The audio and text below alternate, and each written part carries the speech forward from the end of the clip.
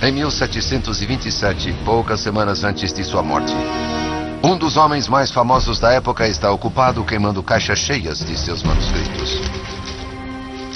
O que poderia haver ali para ele querer destruir tão desesperadamente? A data da batalha final? Os ingredientes da pedra filosofal? Talvez até a chave da vida eterna? Esse homem foi o pai da ciência moderna.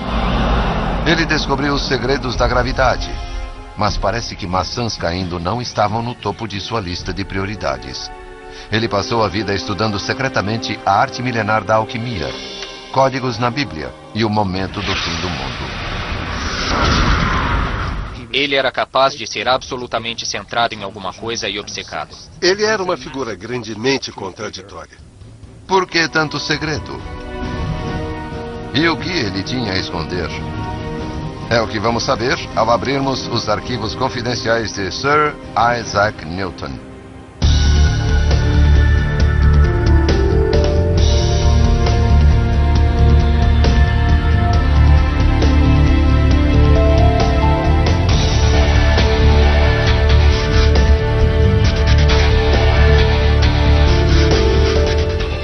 Arquivos confidenciais. Isaac Newton.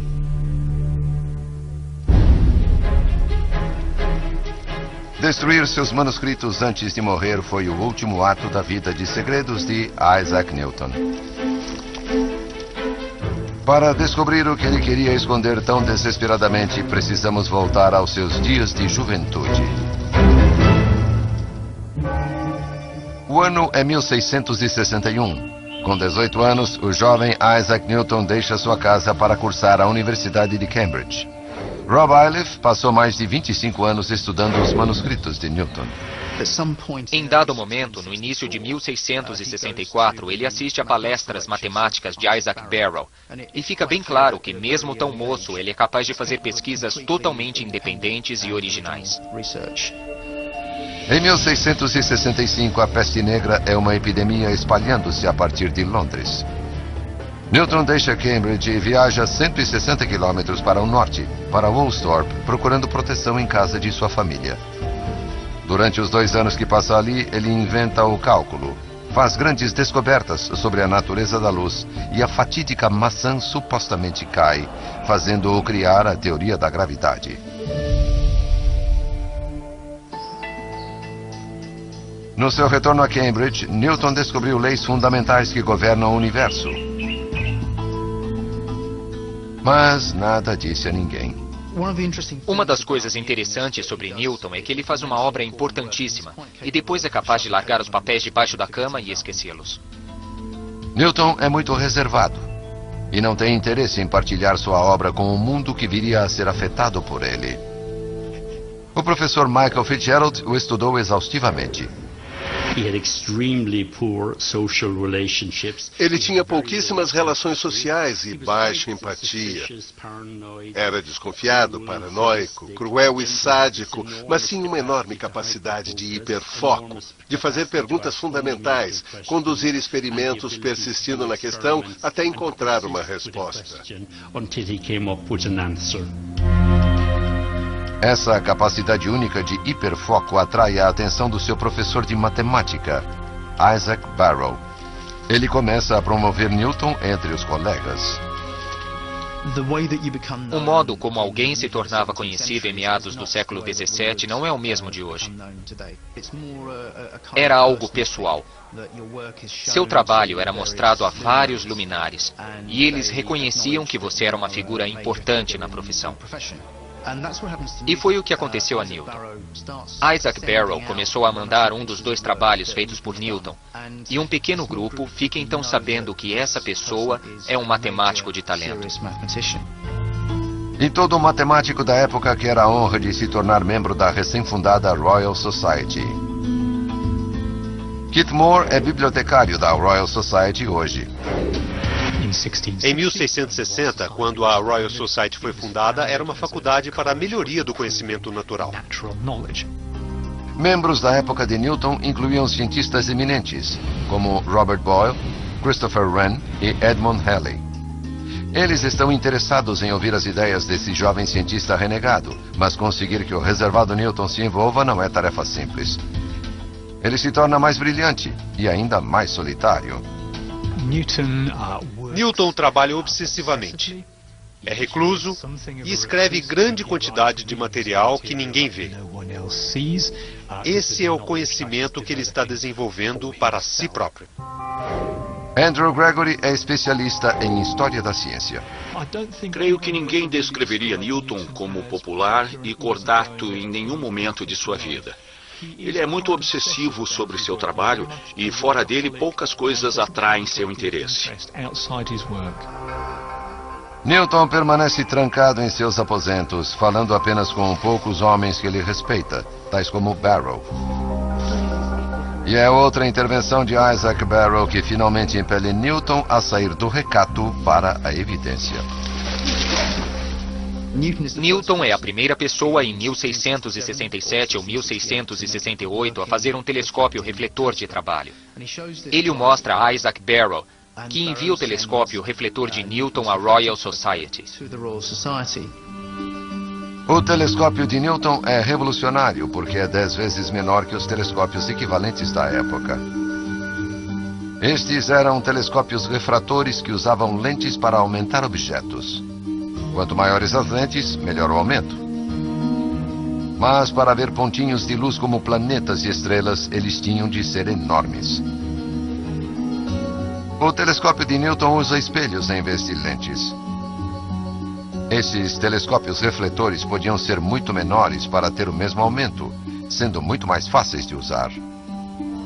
Mas o tamanho não era o único problema dos grandes telescópios antigos. Eles causavam pequenos arco-íris em torno da borda dos objetos, tornando difícil vê-los claramente. Esse efeito é conhecido por aberração cromática. O telescópio de Newton não tinha esse problema. Instrumentos refratores eram muito grandes e a aberração cromática era difícil de ser resolvida. Newton, de uma vez só, parece ter solucionado todos os problemas dos cientistas. Depois de receber o telescópio inovador de Newton, a Royal Society quer ver o que mais esse estranho personagem tem a oferecer. O secretário da Royal Society diz a Newton: "Isso é extremamente interessante. Você tem mais alguma coisa?" E Newton diz: "Sim, tenho uma coisa guardada há alguns anos. Não vale muito, mas acho que é a maior descoberta da ciência." E ele manda para a Royal Society seu famoso estudo de luz e cores.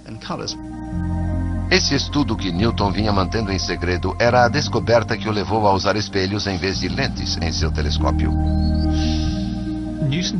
Newton descobriu que quando você passa a luz através de uma lente, ela se divide em suas cores constitutivas. Se você passar essas cores por uma lente, elas não se dividem mais. A teoria de Newton era de que essa luz branca é feita dessas cores constitutivas. A descoberta de Newton revolucionou o modo de pensarmos sobre a luz e a forma de construirmos telescópios. Os velhos telescópios refratores tinham revelado os planetas e suas luas, mas os telescópios de Newton atraíram claramente a atenção pela primeira vez. Newton é finalmente reconhecido por sua obra incrível e começa a se abrir para o mundo.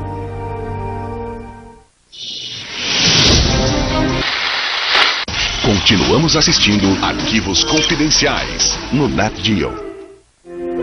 Então chega Robert Hooke. Cientista talentoso por direito, ele é o curador de experimentos na Royal Society. Robert Hooke é, digamos, a estrela da Royal Society. E não tem motivo para pensar que deixaria de sê-lo. Até que em 1672 a Royal Society recebe esse estudo de um obscuro professor de matemática em Cambridge. E Hooke imediatamente percebe que há um problema. Robert Hooke é uma figura popular nos círculos da Coffee House, a melhor forma de promover suas ideias científicas na época. A cultura das coffee houses era ciência no tipo de contexto que podia ser debatida em público entre grupos de indivíduos de mentes iguais. Eles se reuniam em coffee houses e trocavam ideias sobre o mundo. Era um fórum público e não necessariamente o lugar onde Isaac Newton se sentiria confortável, creio eu. Robert Hooke lê a teoria da luz de Newton e descobre que ela conflita com o seu próprio entendimento de como a luz funciona. Ele escreve uma crítica contundente sobre o estudo de Newton que é discutida entre os membros da Royal Society. O secretário da sociedade decide então voltar atrás com Newton, que fica furioso. Hooke realmente aborrece Newton bem no início de seu relacionamento pela natureza de sua resposta. É bem negativa. Não há muito positivismo sem o tipo de coisa que Newton gosta de ouvir. Isto é, que ele é um grande homem e que transformou a física. Newton se arriscou muito permitindo que outros vissem o seu trabalho. Agora fracassou. E Hooke está prestes a sentir a ira de Isaac Newton. Ele envia uma carta de 20 folhas para a Royal Society explicando exatamente por que Hooke está errado e ele certo. Insultos são trocados até que Newton finalmente se cansa. Ele volta para seu próprio mundo e anuncia que não publicará mais nada. Mas seu trabalho científico não é tudo o que ele está mantendo em segredo. Durante anos, ele vem se interessando por um trabalho mais misterioso com o dragão, o verme venenoso e o sangue do leão verde. Graças ao seu isolamento recuperado, ele pode agora se concentrar nessa prática ilegal. E é exatamente o que ele faz. Ele se torna um alquimista. A alquimia é a prática milenar da busca por tesouros lendários, tais como a pedra filosofal que poderia transformar metais básicos em ouro. Na época de Newton, isso é visto como uma bobagem, mas ele fica obcecado, com frequência se esquecendo de dormir ou comer enquanto os metais queimam em seu cadinho. A alquimia para Newton continha o potencial para conhecimentos secretos. Ele lia obras de alquimia, fazia experimentos, e isso é bem diferente dos princípios da revolução científica, onde você estaria aberto para a sua ciência. Uma década mais tarde, o trabalho secreto em alquimia de Newton sofre uma interrupção quando o famoso cientista Edmund Halley reacende o interesse de Newton na ciência com discussão científica. Halley frequentava coffee shops falando sobre a teoria da gravidade e a órbita dos planetas. Robert Hooke afirmava que já havia provado sua teoria, mas após meses esperando para vê-la, Halley continuava de mãos vazias e então se voltou para Newton. Edmund Halley foi visitá-lo e perguntou se ele podia provar que havia uma relação entre as órbitas elípticas dos planetas conhecidas e uma lei do quadrado inverso. Newton disse que podia, pois tinha provas. E de acordo com a história, ele corre para procurar em meio aos seus papéis, mas volta e diz: "Desculpe, eu não consigo achar." Porém, 3 meses depois, a Royal Society recebe um texto extraordinário de apenas 11 páginas. Nesse período de 2 ou 3 meses, Newton escreveu a base, digamos, da física moderna em 10 ou 11 páginas.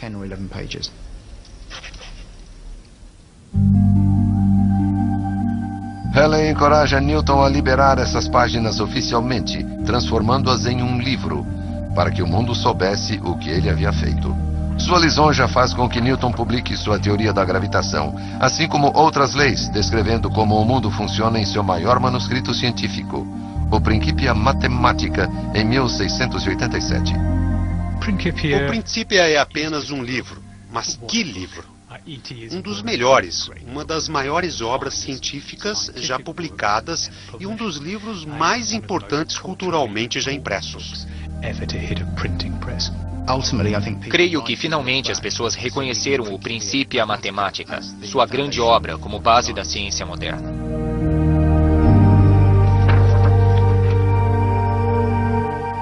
Mas o arquirrival de Newton, Robert Hooke, ainda reivindica ter provado primeiro a teoria da gravidade de Halley.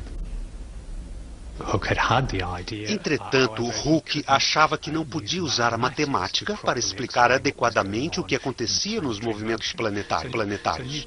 Então Newton pegou essa ideia e aplicou a ela um tratamento rigorosamente matemático. Newton dispensa a contribuição de Hooke. Newton ficou absolutamente furioso. Ele tinha dado a Hooke algum crédito ao escrever o Principia. Mas devido à arrogância e ao orgulho de Hooke, ele resolveu apagar as referências a ele, com exceção de duas.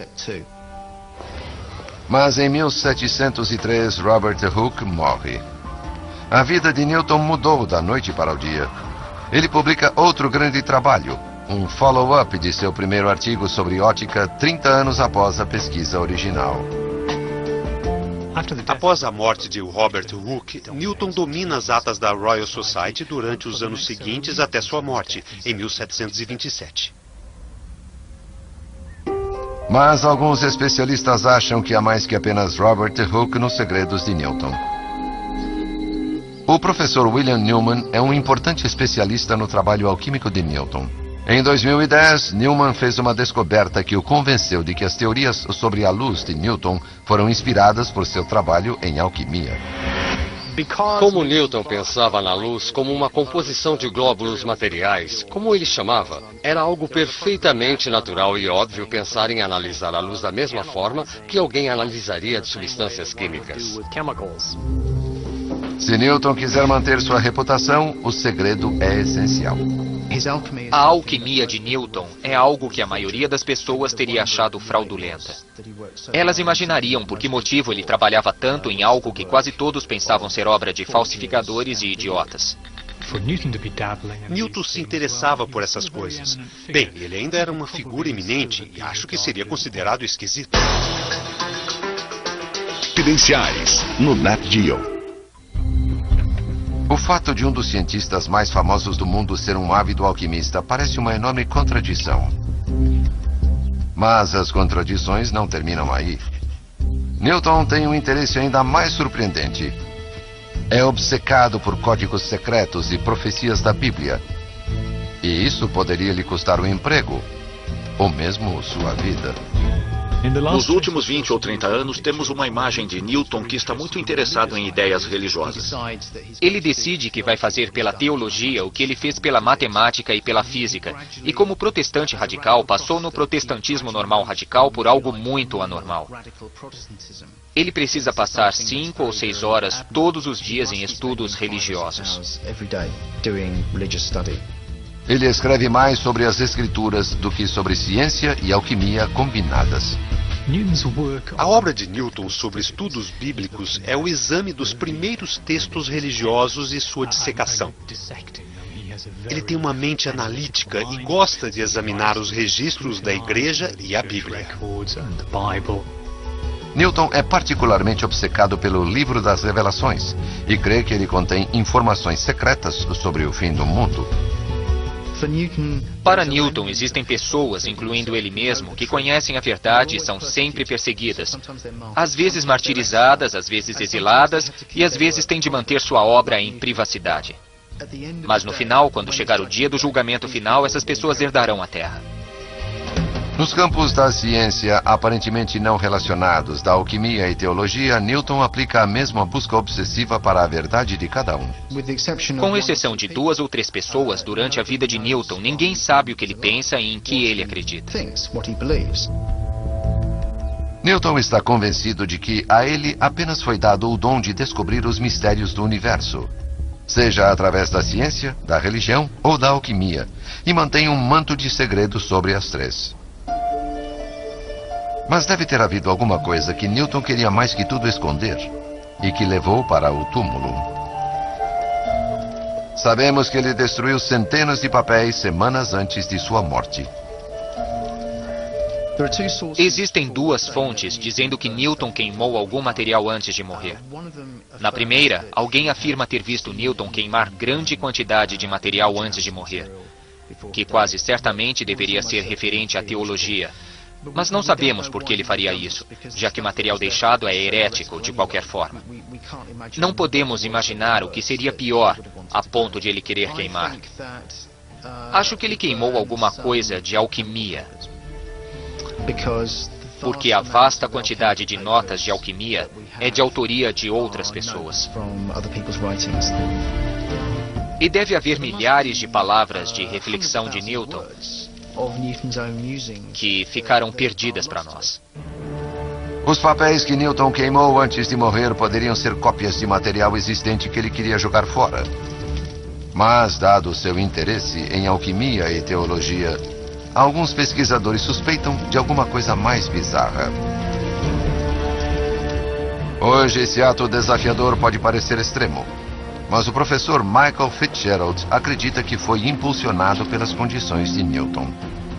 Tenho 100% de certeza de que Isaac Newton tinha a síndrome de Asperger. A chave dessa condição apresenta-se por fraco relacionamento pessoal, empatia fraca, olhar fixo, problemas para entender expressões faciais e corporais, e seu portador tem comportamento repetitivo. Ele escrevia palavras sem cessar. Estas não são páginas de uma obra, mas com frequência milhares de palavras que ele escrevia do nada. Fitzgerald descreve outras características que ele vê em gênios com Asperger. Eles têm interesses muito limitados, tornam-se obcecados por alguma coisa e insistem nela até vencer o prêmio Nobel. Creio haver muitas provas independentes de que Newton chegou ao seu próprio limite continuamente e que tinha um comportamento confuso, sendo capaz de se concentrar profundamente e ficar obcecado por alguma coisa que estivesse fazendo. Fitzgerald também acredita que Albert Einstein e Charles Darwin mostraram sinais da síndrome de Asperger. Se Newton tem Asperger, seu cérebro trabalha diferentemente daquele de uma pessoa comum. Minha forma de descrevê-la é como se existissem 12 computadores no cérebro operando independentemente uns dos outros. Eles não têm ligação, não estão integrados como em uma pessoa neurotípica ou comum. Esse intenso processamento local pode funcionar de modo bem superior a um cérebro integrado.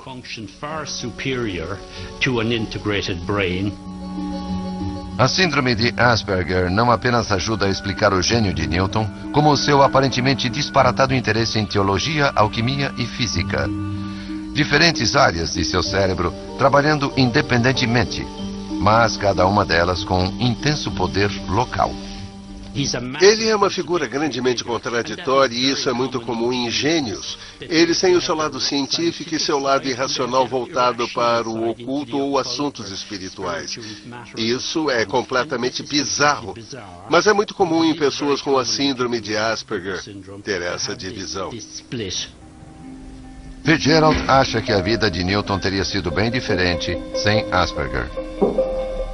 Se Newton não tivesse tido a síndrome de Asperger, creio que ele não seria Newton. Não estaríamos falando sobre ele hoje, ele seria apenas mais um agricultor. Quando Newton morreu, era um dos homens mais famosos do mundo. Newton é agora uma figura mais de sua época. E entender como ele via o mundo e como sua ciência emergiu é o modo mais interessante de contemplá-lo. A imagem de Newton hoje é muito mais complexa do que a do passado. Mesmo assim, seu status como cientista não mudou nem um pouco. Ele é o maior cientista dos últimos 1000 anos. Se Newton tinha síndrome de Asperger ou não, uma imagem mais verdadeira e interessante está emergindo de um homem cujo gênio lhe custou o benefício social, mas que é festejado como uma das personalidades mais influentes da história. Versão Marshmallow São Paulo.